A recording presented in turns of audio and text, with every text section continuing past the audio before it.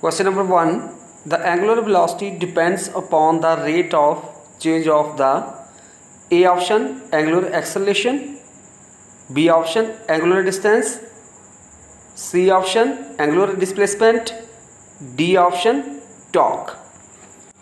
We know that angular velocity is equal to the ratio of angular displacement and time.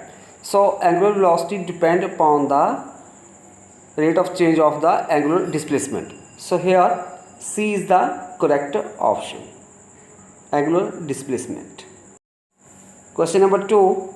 A small body attached at the end of an inextensible string completes a vertical circle, then its A option angular momentum remains constant, B option linear momentum remain constant, C option angular velocity remain constant, D option total mechanical energy remain constant. We know that when a body is attached one end of the string and it complete a vertical circle during its motion, when he complete a circle, its total mechanical energy remain constant. So here D is the correct option. When a small body attached at the end of an intrinsic string complete a vertical circle, then its total mechanical energy remain constant. Question number 3. The path followed by a projectile is called its A option trajectory, B option trajectory, C option tractor, D option trajectory. We know that when we thrown a body by giving some its initial velocity, then allow the body to move under the effect of gravity law, then the path followed by that body is known as the trajectory. So here in this question D option is the correct option. The path followed by a projectile is called its trajectory. Question number 4. 1 radian is defined to be the angle subtended where the arc length S is exactly equal to the A option radius of the circle, B option diameter of the circle, C option circumference of the circle, D option half of radius of the circle.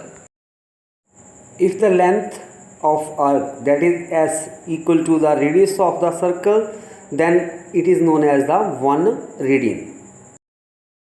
So here A is the correct option.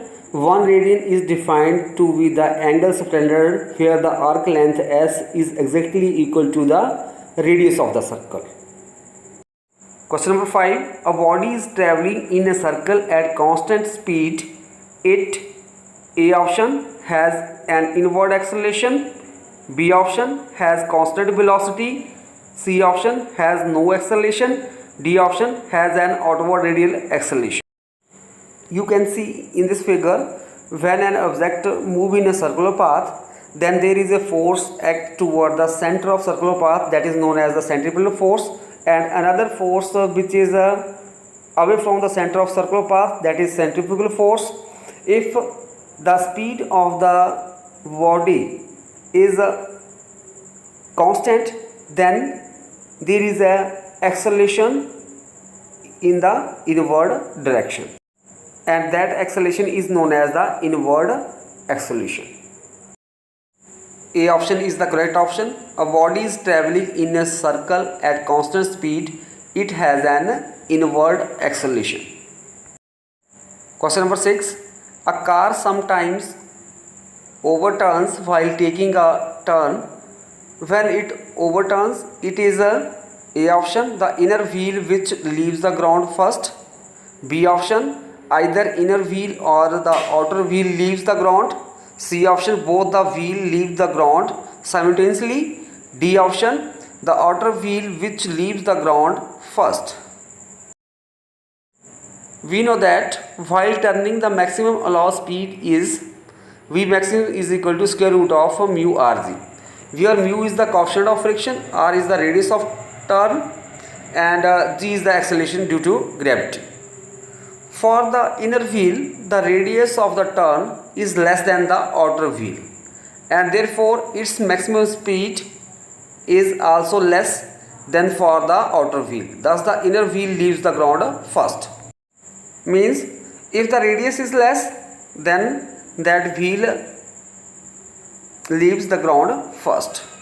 So inner wheel has the less radius, then it is leave first. A is the correct option. A car sometimes overturns while taking a turn.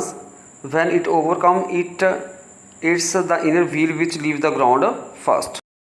Question number 7. The centripetal component of acceleration arises when A option, the direction of motion is changed.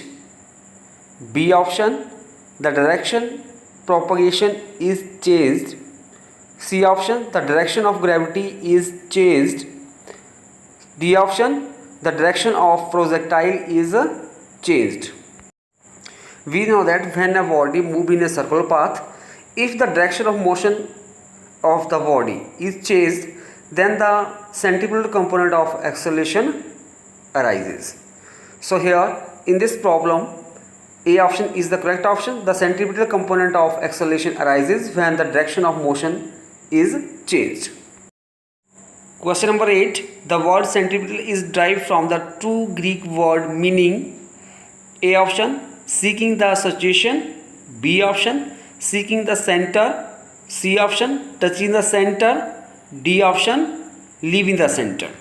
We know that when a body moves in a circular path, then there is a force required that is known as the centripetal force, and that centripetal force acts towards the center of the circular path, and this word is derived from the Greek word seeking the situation. So in this problem, A option is the correct option. The word centripetal is derived from two Greek word meaning seeking the situation. Question number 9. When angular velocity changes with respect to the time, then A option, an angular acceleration is produced. B option, a linear acceleration is produced. C option, it constitutes a couple. D option, a linear velocity is produced. We know that angular acceleration is equal to angular velocity upon time, means the time rate of change of angular velocity is known as the angular acceleration. When angular velocity changes with respect to time, then an angular acceleration is produced. So in this case, A is the correct option. When angular velocity changes with respect to time, then an angular acceleration is produced. Question number 10. A body is moving along a circle with an increasing speed. It possesses A option, centripetal acceleration only. B option, tangential acceleration only. C option, both tangential and centripetal acceleration. D option, no acceleration. We know that when a body moving in a circle and the speed of a body is increasing, then it possesses both tangential and centripetal acceleration. C is the correct option. A body is moving along a circle with an increasing speed. It possesses both tangential and centripetal acceleration.